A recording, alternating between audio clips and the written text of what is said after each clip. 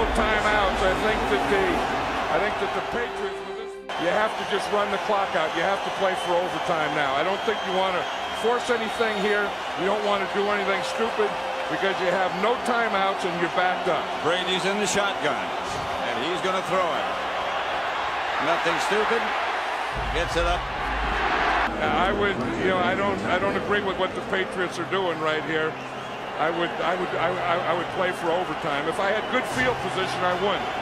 But in this field position, I would play for overtime. To say that penalty was large. And it's been 14-0 for the Rams since that point. That's right. Here's Brady again. Up the middle, caught. And it's Troy Brown, and he gets out of bounds, and they might be in Vinatieri's range with 21 seconds left. I'll tell you, what Tom Brady just did gives me goosebumps. Here comes one of greater importance if he makes it. And it's right down the pipe.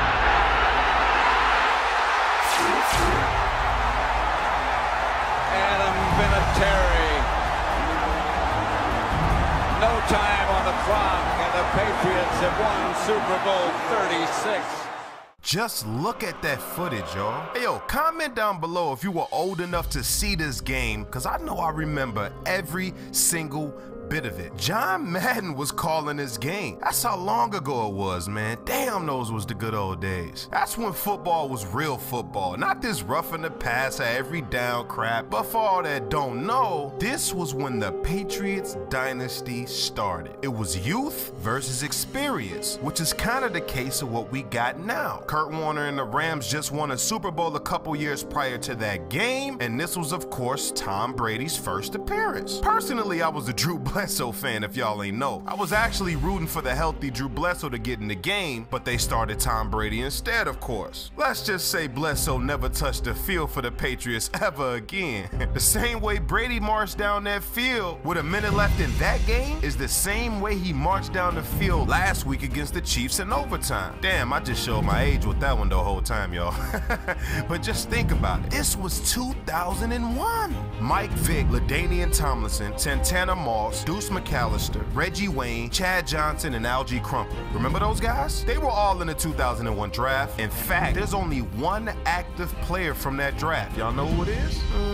His name is Drew Brees. Funny how things work, huh? Hey, yo, we got a rematch, y'all. 17 years later, we got a rematch. The only difference is now the St. Louis Rams have relocated and, of course, are now known as the LA Rams. But the Patriots are favored to win this Super Bowl. So I want to talk a little bit about what the Rams can actually do to get some revenge and win this game. And of course, at the end of this video, I will include who I actually inevitably think will take the Lombardi back home with them. Drop my intro. It's Killer Rams, we got the hottest staff. In 03, I made a dynasty like Robert Kraft.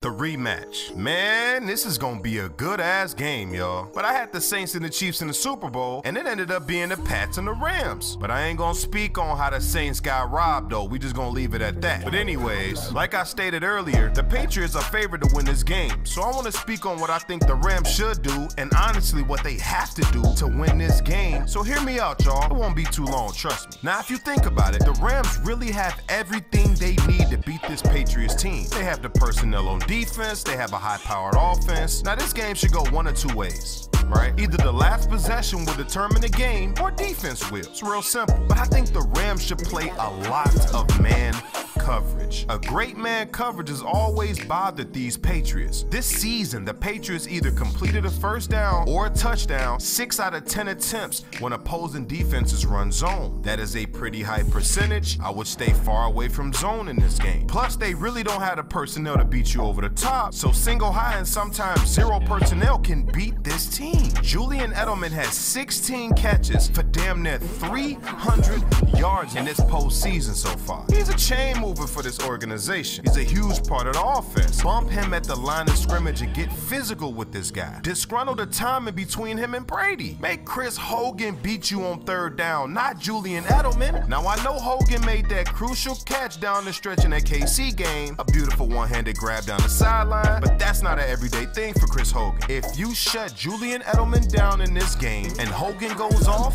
and the Pats win, man, you throw your hands up at that point because there's really nothing you can do about that. The Rams were the #2 ranked offense in the league behind Kansas City this season, of course, as we all know. They can flat out ball on the offensive end. They need to convert for 6 rather than settling for 3 against this team. Conversion in the red zone will determine the factor in this game. I have a reason to believe that Sean McVay will be very aggressive in this matchup. I mean, he has to be. He's been all year. You cannot deter from that now. I wouldn't be surprised to see a fake punt, a fake field goal of some sort during this game. Hell, maybe even a halftime onside kick if the situation precedes itself. CJ Anderson has been great in these playoffs. He and Gurley will be more than likely in the Patriots' game plan for players that cannot take off. That's usually how they game plan for teams. Whatever they do best, they try their damnness to take that away. As explosive as the Rams were offensively this season, they're actually more run-heavy than pass-heavy. I didn't really know that. They ran the ball 57% of the time while averaging nearly 5 yards a rush. Gurley seemed to be hindered with some sort of injury last week, considering he was on the bench for majority of the game. But the Rams say he's fine, and he will be active for the Super Bowl, of course. But both of these guys, they need a big night. They need to control the clock and keep the GOAT on the bench as long as possible if they want to have a chance at capturing that Lombardi.